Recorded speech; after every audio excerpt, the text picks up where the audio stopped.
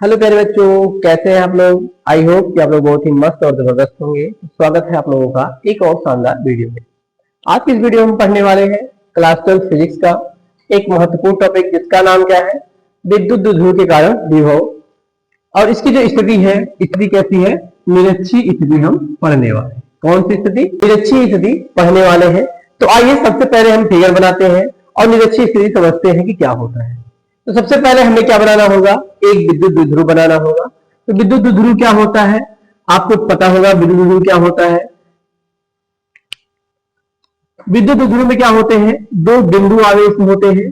दो क्या होते हैं, बिंदु आवेश होते हैं, जिनकी मात्राएं क्या होती हैं, समान होती है। जिनकी मात्राएं क्या होती हैं, समान होती है। इसका भी मान प्लस, इसका भी मान क्यू, इसका भी मान, दोनों की मात्राएं क्या है, समान है। लेकिन क्या होता है, एक माइनस होता है, एक माइनस होता है तो दूसरा क्या होता है, प्लस होता है। अर्थात दोनों की प्रकृति कैसी होती है, एक दूसरे के जस्ट अपोजिट होती है। यदि ये प्लस है तो ये माइनस होगा, ये प्लस है तो ये माइनस होगा, मतलब एक दूसरे के विपरीत होंगे। और जो इनके बीच की दूरी होगी वो क्या होती है, बहुत कम होती है, जिसे हम 2l से प्रदर्शित करते हैं। तो क्या होता है, दो बिंदु आवेश होते हैं जिनके मान क्या होते हैं, समान होते हैं, परंतु प्रकृति क्या होती है, भिन्न भिन्न होती है। और इनके बीच की दूरी क्या होती है, बहुत ही अल्प होती है, जिसे हम 2l से प्रदर्शित करते हैं। अब ये तो हो गया हमारा विद्युत द्विध्रुव। अब खींचेंगे निरक्षीय स्थिति। निरक्षीय स्थिति क्या होती है, यदि इसके मध्य बिंदु से लंबवत कोई लाइन खींची जाए, इसके मध्य बिंदु से लंबवत कोई लाइन खींची जाए तो उसे हम क्या बोलते हैं, निरक्षीय स्थिति कहते हैं। अर्थात विद्युत द्विध्रुव के लंबवत कोई बिंदु है तो उसे हम बोलेंगे निरक्षीय स्थिति। इस पर बिंदु P है जिसपे परीक्षण आवेश Q0 रखा गया है। इसी के कारण हमें ज्ञात करना है विभव। तो विद्युत द्विध्रुव के कारण इस बिंदु पर लगने वाला विभव हम ज्ञात करने वाले हैं। और जो O से P तक की दूरी है उसे कितना मान लिया गया, R मान लिया गया। O से P तक की दूरी को कितना माना गया, R मान लिया गया। अब देखिएगा, और जो हमारे परीक्षा, जो हमारे आवेश है विद्युत द्विध्रुव, उसको A और B नाम दे दिया। हम A और B नाम का एक क्या है, द्विध्रुव है, जिसके दोनों आवेश -q प्लस q एक दूसरे से 2l दूरी पर रखे हैं। बिंदु O से लंबवत एक r दूरी पर क्या है, परीक्षण आवेश q बिंदु P पर रखा गया है। उसी पे हमें क्या ज्ञात करना है, विद्युत विभव ज्ञात करना है। चलिए देखिएगा, विभव बराबर क्या होता है। जो विभव होता है, विद्युत विभव होता है, विद्युत विभव बराबर क्या होता है, 1/4 पाई एप्सिलॉन नॉट होता है। Q अपान में उनके बीच की दूरी होती है, दोनों आवेशों के बीच की दूरी। तो हमें सबसे पहले दोनों आवेशों के बीच की दूरी चाहिए, अर्थात Q से Q0 तक की दूरी चाहिए। Q से Q0 तक की मतलब ये दूरी हमको चाहिए, और प्लस Q से Q0 तक की दूरी चाहिए, अर्थात ये दूरियां हमें निकालनी है। तो देखिएगा, अब ये दूरी निकालने के लिए हम यूज करेंगे पाइथागोरस प्रमेय। ये देखिए एंगल कितना है, 90 डिग्री है। यदि हम A से O तक की दूरी पूछे कितना हो जाएगी, L हो जाएगी। क्यों? क्योंकि O है मध्य बिंदु विद्युत द्विध्रुव का। तो O से B तक की दूरी L, O से A तक की दूरी L।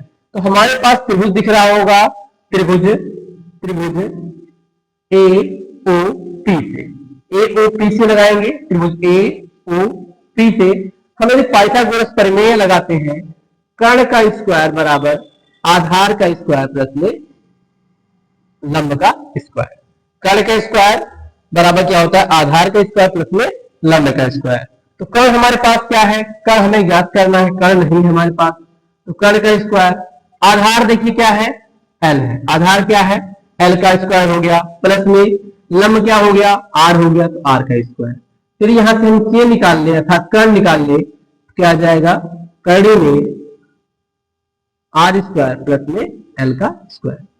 तो त्रिभुज AOP से हमने क्या निकाल लिया, कर्ण का मान निकाल लिया, अर्थात इनके बीच की दूरी कितनी आ गई, R स्क्वायर प्लस में L का स्क्वायर। कितनी आ गई, R स्क्वायर प्लस में L का स्क्वायर।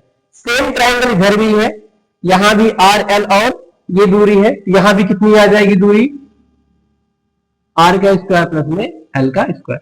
तो हमें दूरी पता चल गई। तो हमें क्या हुआ, दूरी मिल गई ए से पी तक की दूरी, या माइनस क्यू से क्यू नॉट की दूरी प्लस क्यू से क्यू नॉट की दूरी पता चल गई। कैसे हमने निकाला, त्रिभुज का प्रयोग किया, पाइथागोरस प्रमेय लगाया, कर्ण का स्क्वायर बराबर आधार का स्क्वायर प्लस में एल का स्क्वायर, लंब का स्क्वायर। तो कर्ण का स्क्वायर क्या हो गया, आधार है एल तो एल का स्क्वायर, और लंब है हमारा आर तो आर का स्क्वायर। तो यहां से के निकालेंगे, जब रूट हटाते, जब स्क्वायर हटाते कर्ली लगा देते हैं, तो के equal to R square plus में एल स्क्वायर। अब देखिएगा, अब निकालेंगे हम माइनस क्यू के कारण, माइनस क्यू के कारण विभव, माइनस क्यू के कारण विभव। तो माइनस क्यू के कारण विभव क्या हो जाएगा, इसको दर्शाते हैं माइनस वी क्यू से, बराबर क्या हो जाएगा 1/4 pi epsilon not Q, minus वाला क्यू लिए हैं इसलिए यहां माइनस लगा देंगे, और बटा में क्या हो जाएगा, आर के स्थान पे क्या है, कड़ी में आर स्क्वायर प्लस में एल स्क्वायर। दूरी कितनी आई है, आर स्क्वायर प्लस में एल स्क्वायर आई है। तो इसको हम माइनस को यहां ना लिखे आगे लिख देते हैं, माइनस को लिख देते हैं आगे लिख देते हैं। इसी प्रकार प्लस क्यू के कारण, प्लस क्यू के कारण विभव, प्लस क्यू के कारण विभव कितना हो जाएगा, plus Q equal to 1/4 pi epsilon not Q upon में, ये दूरी यहां भी सेम है, आर स्क्वायर प्लस में एल स्क्वायर, दोनों की दूरी क्या है, सेम है, तो विभव भी क्या आ गया, सेम आ गया। दोनों की दूरी क्या है, सेम है, तो विभव भी क्या आ गया, सेम आ गया।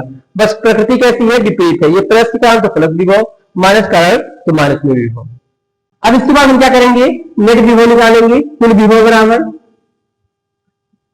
कुल विभव क्या हो जाएगा हमारे पास, तो कुल विभव वी नेट बराबर क्या हो जाएगा, वी नेट क्या होता है, वी प्लस क्यू प्लस में वी माइनस क्यू, दोनों को हम जोड़ देते हैं तो हमारा क्या जाता है, वी नेट आ जाता है। वी नेट क्या हो गया हमारे पास, 1/4 pi epsilon not Q upon में आर स्क्वायर प्लस में एल का स्क्वायर, आर स्क्वायर प्लस में एल का स्क्वायर। इसके बाद देखिएगा, इसके बाद देखिएगा यहां प्लस है लेकिन यहां क्या है, माइनस है, तो प्लस माइनस क्या कर देगा, माइनस कर देगा। 1/4 pi epsilon not Q upon में आर स्क्वायर प्लस में एल स्क्वायर, क्या हो गया, आर स्क्वायर प्लस में एल स्क्वायर। तो वी नेट हम कैसे निकालेंगे, दोनों को क्या करते हैं, जोड़ देते हैं, तो वी प्लस क्यू का मान रख दिया गया, वी माइनस क्यू का मान रख दिया गया, दोनों को जब मिलाएंगे तो देखेंगे 1/4 पाई एप्सिलॉन यहाँ, 1/4 पाई एप्सिलॉन नॉट यहाँ, क्यू यहाँ क्यू यहाँ, R square plus R square, R square plus L square, सब कुछ सेम है, निशान भिन्न भिन्न है, इसलिए एक दूसरे से क्या हो जाएंगे, कट जाएंगे, निरस्त हो जाएंगे।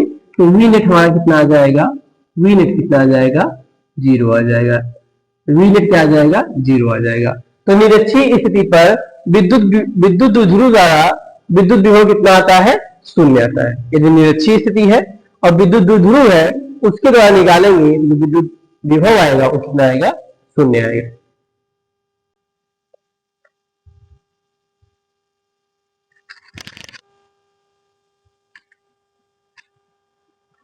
तो आई होप जो आपका टॉपिक है निरक्षीय स्थिति पर विद्युत ध्रुव के कारण विद्युत विभव आपको समझ में आया होगा। इस वीडियो अच्छी लगी हो तो वीडियो को लाइक कीजिएगा, और यदि आप चैनल पर पहली बार आए हैं चैनल को जरूर सब्सक्राइब कीजिए और बेल आइकन को ऑल पर कर लीजिए ताकि हमारी हर एक नोटिफिकेशन आप तक पहुंच सके।